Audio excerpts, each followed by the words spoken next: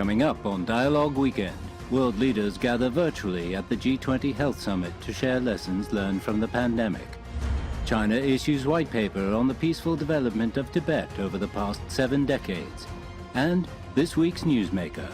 Now, on Dialogue Weekend. Welcome to Dialogue Weekend. I'm Xu Qinduo. Chinese President Xi Jinping, speaking at the Global Health Summit in Rome via video link on Friday, pledged $3 billion more to help developing countries for COVID response and economic recovery.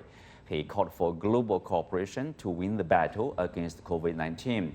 With the pandemic not yet beaten, what's the significance of the summit and what can it offer to help the world recover?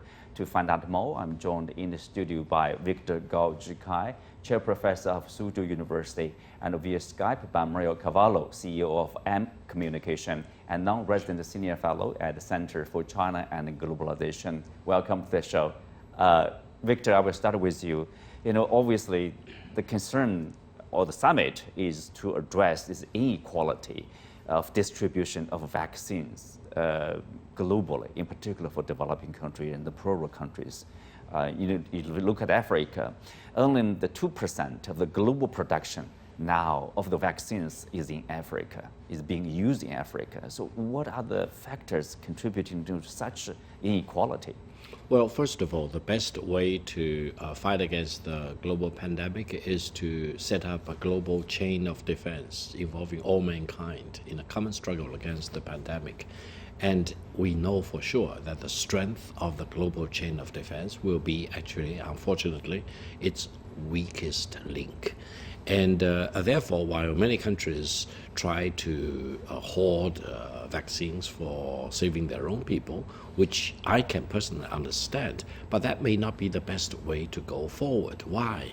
Because if you hoard all the vaccines or put order for as much vaccine to be produced for your own country, what about other countries, either in other developed countries or more importantly in other developing countries? That's why this COVAX program launched by the WHO is crucially important, and all countries need to pitch in, and we need to have a more equitable distribution of vaccine for all mankind in all different continents and countries, for example. And in that case, the global chain of defense against the pandemic will be the strongest, and ironically, it will actually help the developed countries to save their own people and to cut off the spread of the pandemic. Mm-hmm. Well, Kavil, obviously, if the longer it takes, to beat the pandemic, and the more risks we are going to have, because you are going to have new variants, like a new strains of the virus. Basically, sometimes people are worrying whether one day even our vaccines will lose its effect on the new strains. So that's why we say until everyone is safe, we will be safe. But still, we are not doing that somehow globally. You can see this uneven distribution. We have a situation that unfortunately continues pointing to long-term underlying problems that have been building up over the last 20 years, which lead more and more to the conclusion of how much of a problem this wealth inequality and systemic inequality is at the root of what's going on. It's one thing to say, if you have a country with billionaires, for example, who are worth, $1 billion or $5 billion, and then the country is equitably, in terms of the rest of the society, and in terms of medical and health needs, such as the pandemic, that those needs are met. But then when you have countries, even the United States, which is supposedly a superpower, a developed country, not to mention, as you just said, countries like Africa and other underdeveloped countries who are way underserved. And at the same time that these countries are way underserved, we don't have billionaires who are worth $1 or $5 or $10 billion. We have billionaires who are worth 70, 100, 150 $200 billion. So you see where this wealth inequality has gone. It's gone through the roof. And I think we need to get more emotionally upset about it, because I appreciate things like the Global Health Summit, but I get upset because there's just a lot of talk by a lot of politicians who aren't really doing anything. The things like, obviously, at least you see countries like China, European countries, European Commission, Italy, France, Germany. They have made new promises as well as China. Chinese President Xi Jinping promised additional $3 billion to the developing countries in their response to the epidemic and also the economic recovery over there.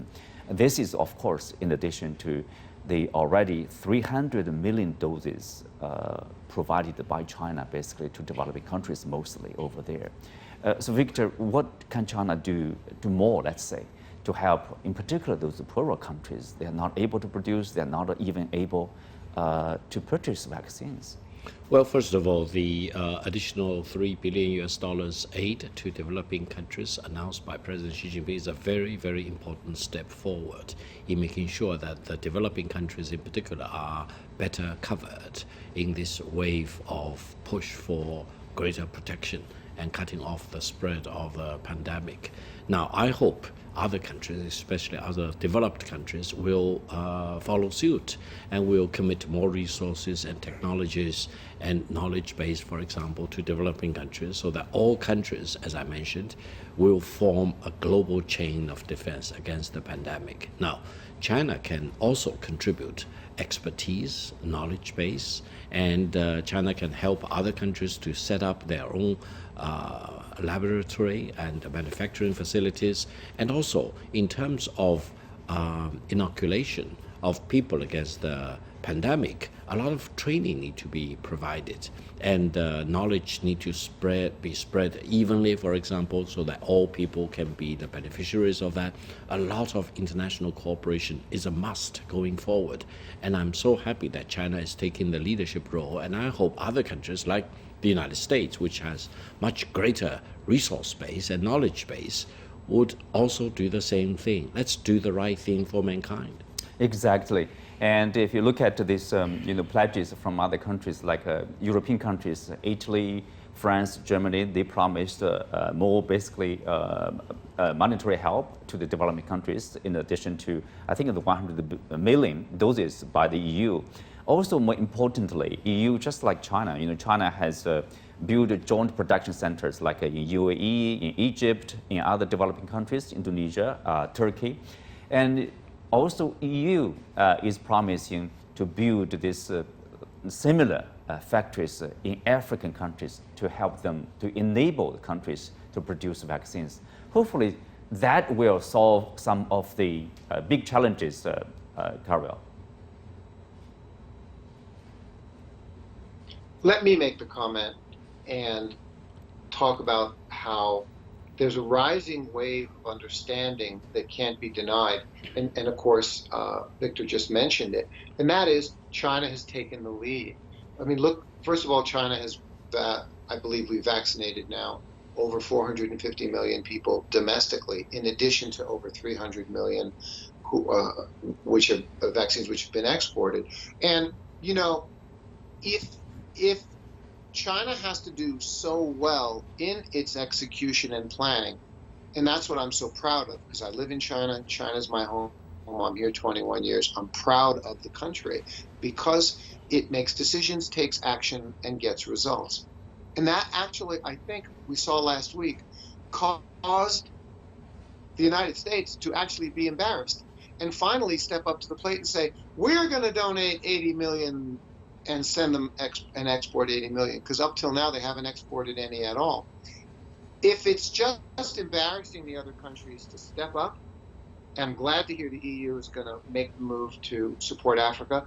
If it's embarrassing these other countries to step up and follow China's incredible and remarkable action and results, then okay, let's embarrass them by doing so well, because we just want them to stop serving the wealthy and to start serving, I love what Victor said, serve mankind. Victor, you mentioned about the U.S. Is better equipped, let's say, with technology, with the resources, with the knowledge over there, and also Vice President, obviously from the United States, also joined in the meeting, mentioned about the U.S. waiver of this patent of some of their vaccines. How important it is. Also, you remember, it's criticized by some European countries. They said this is basically, it's not useless, but it's help with little help over there. Well, a couple of points. First of all, I give credit to the United States for hosting this global pandemic summit, even though Vice President Harris made a speech on behalf of President Biden. And I should give personal congratulations to both the President and the Vice President for this very important initiative. Now, what is disappointing is that the track record of the United States since the beginning of the outbreak of the pandemic up to today is really very disappointing in terms of cutting off the spread of the pandemic, in terms of preventing more people from getting infected, and also, very unfortunately, in preventing more good Americans from dying from the pandemic. This is truly a great letdown. And this happened at a time when the United States claims, and I truly believe is, the strongest public health country in the world with the strongest laboratory and scientific teams, for example. So I would urge the US government truly to put science above everything else. This is not time to engage in politics or geopolitics. This is the real time to put science first, to save as many people as possible, not only for the United States, but globally. And then I think cooperation between the United States and China and all the other countries which have the manufacturing capacities for the vaccine should be strengthened. No one should accuse the others for political purposes. We are in the same boat. Mankind is in the same, actually small boat. As far as the pandemic is concerned, we need to strengthen international cooperation. Exactly. Saving lives, that should be the priority for the global community over there. Now we turn to China's State Council Information Office, which on Friday issued a white paper on Tibet and its peaceful development over the past 7 decades. So what is the specific significance of the publication of the white paper, and what are its significant contents? To discuss more, Victor Yoshihide and Mario Cavallo are staying with us. Mario, let me start with you. I'm not sure whether you have been to Tibet, because it's pretty far away. Even we stay in China, it's a long journey over there. Share with us, what's your impression of Tibet? Thank you very much, Qinduo. And no, I haven't been to Tibet yet. I visited other minority areas, and I'm going to take that tone this evening of treating Tibet as, it's certainly more popular, as is Xinjiang and the Uyghurs, but Tibetans are the case of minorities in China.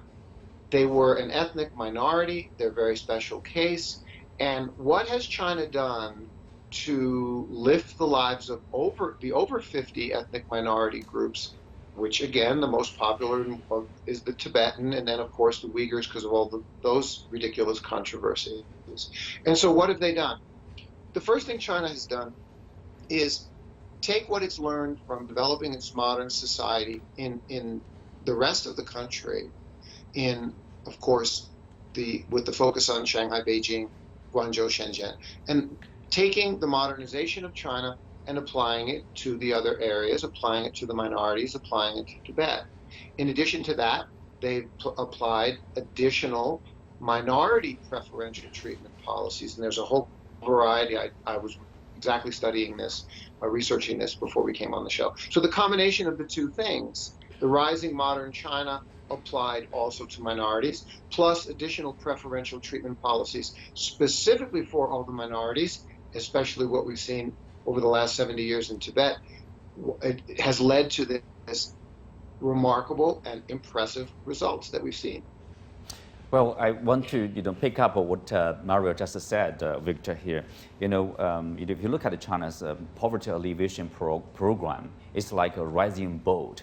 everybody in the boat enjoys the benefits of these efforts over there.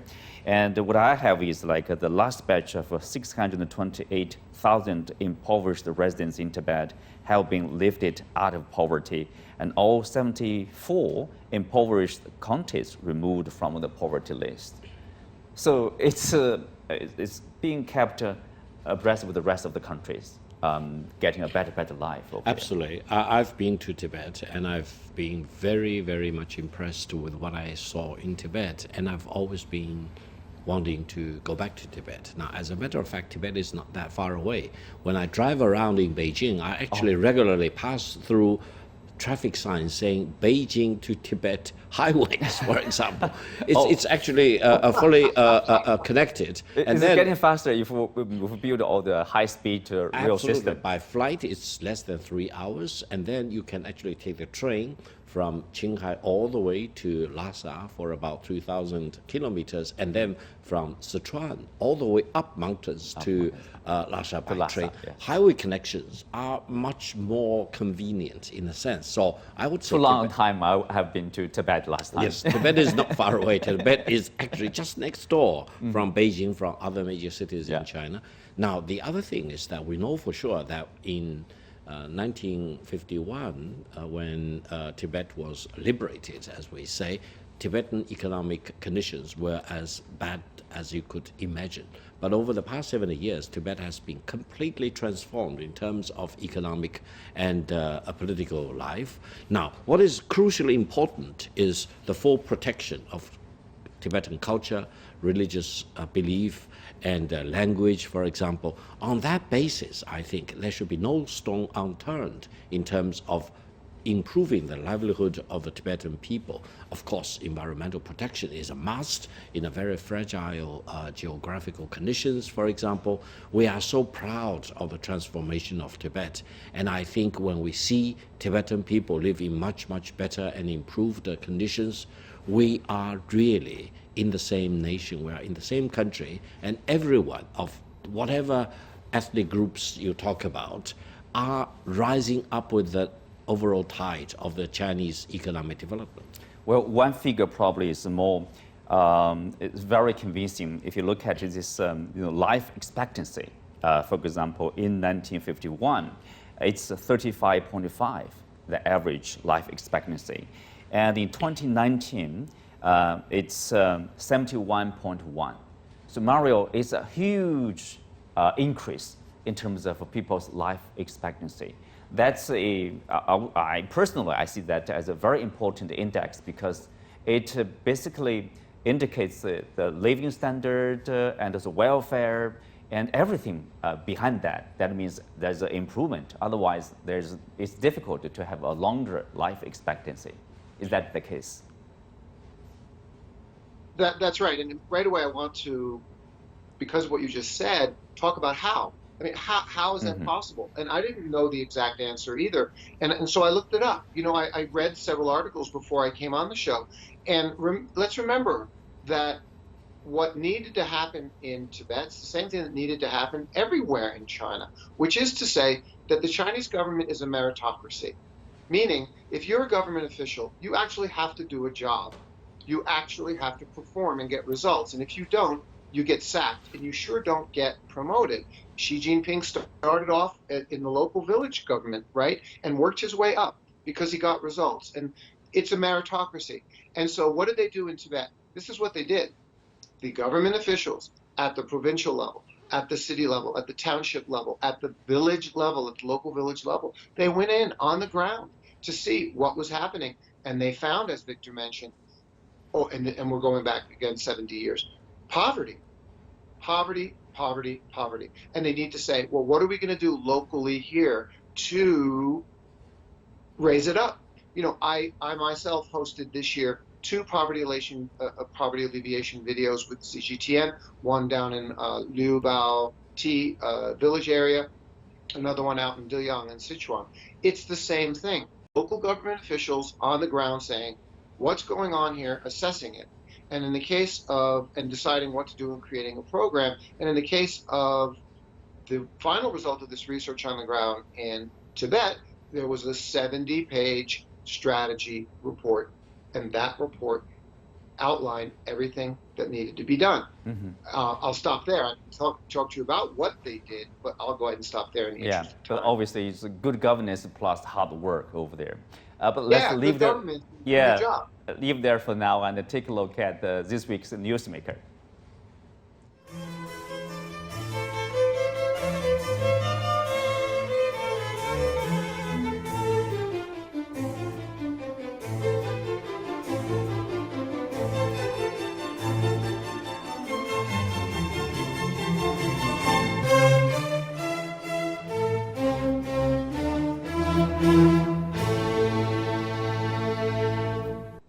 South Korean President Moon Jae-in met U.S. President Joe Biden at the White House on Friday, making him the second foreign leader to visit the U.S. after Japanese Prime Minister Yoshihide Suga last month. To find out what the two leaders discussed, correspondent Shen Han is joining us from Seoul via satellite. Shen, so this is the last year of President Moon in his single 5-year term over there.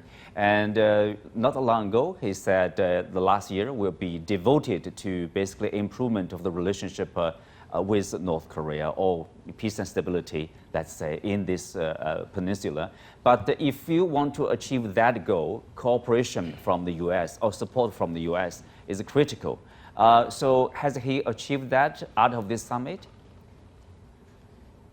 Well, absolutely. The purpose of this summit, you could say, or the visit by President Moon, was to really recalibrate the relationship between Washington and Seoul. It's an understatement to say that the past couple of years have been really up and down and quite eventful. But, back when President Obama was leaving office and he was passing on the torch to President Trump, President Obama had said that the DPRK would be his most challenging foreign policy issue.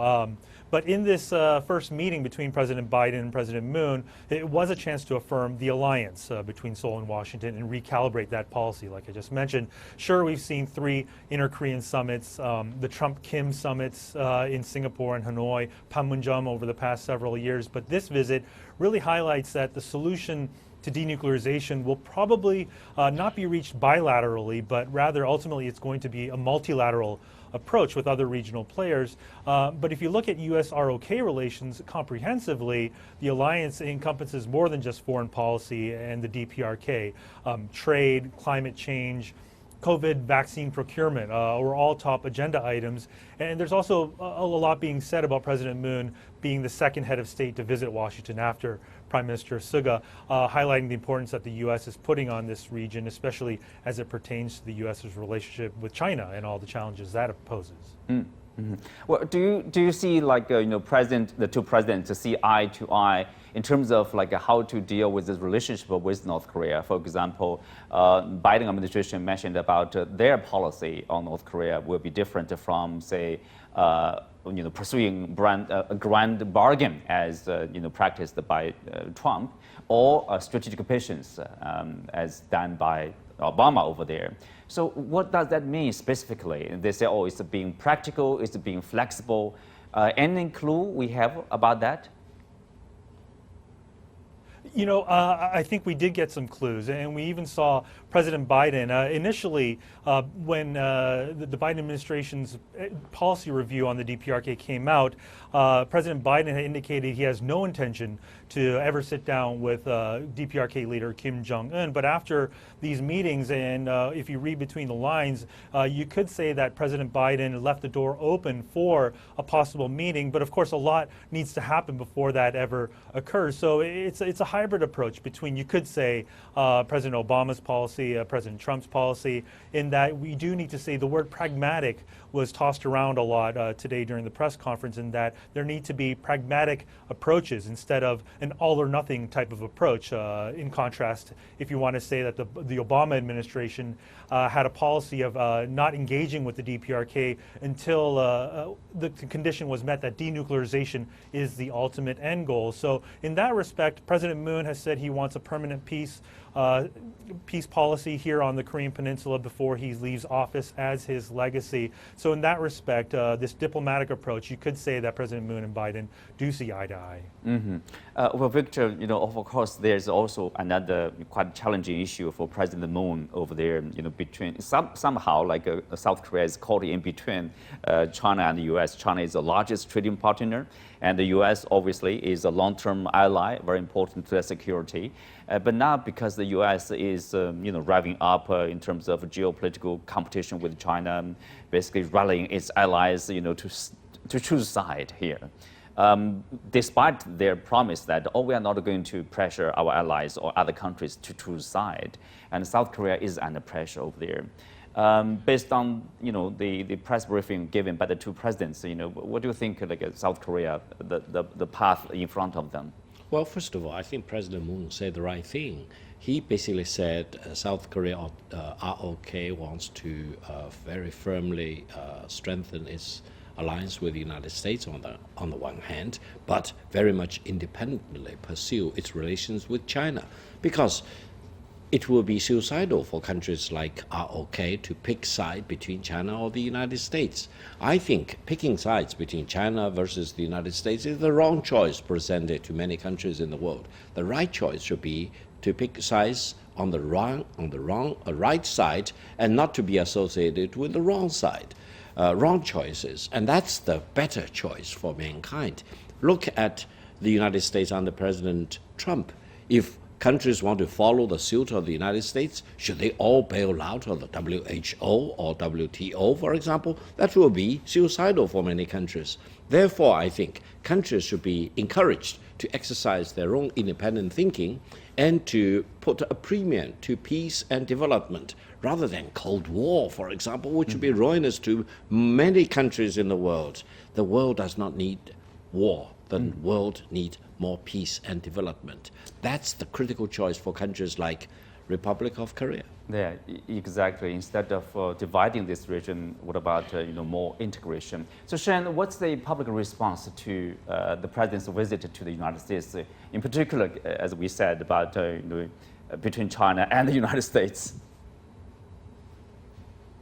You could say, if you ask the average South Korean, the everyday South Korean, what they were looking out for, as opposed to the DPRK, COVID vaccine procurement was probably the top priority in this meeting. But as far as the DPRK issue is concerned, you could say there's a lot of cynics here, despite what President Moon has achieved over the past several years with these inter-Korean summit meetings with Kim Jong-un and, of course, with the rapprochement policy that President Moon has taken. What have we gotten as a result? You could say not much. We're back to square one, where, of course, the coronavirus pandemic hasn't helped matters at all either. So really, you could say the response here in South Korea is a bit cynical. There wasn't much of an expectation to see any big grand bargain or agreement to be reached between Washington and Seoul. The ball really now is in the DPRK's court to see what the next step will be in terms of denuclearization. Yeah, the U.S. basically will provide some help to the military people over there, like 550,000 of them, but not to the public, not to the Korean people. Well, you could say that's a very symbolic announcement as well. You have South Korean and U.S. forces working side by side day to day, and 500,000 vaccine doses is no small amount. But if you look at the grand scheme of things, South Korea and Washington have also agreed to a global vaccine program in this region as well, to work together as partners, not just procuring vaccines here in South Korea, but also the region as a whole. So again, the underlying theme in this whole meeting was to really recalibrate the alliance that is the Seoul-Washington alliance, and not just dealing with the DPRK issue, but overall comprehensively. Okay, with that, we come to the end of today's show. Many thanks to our guests. You can also watch us on the CGTN app or on YouTube. I'm Xu Qinduo. You can find me on Twitter, Xu Qinduo, one word. Thanks for watching. See you next week.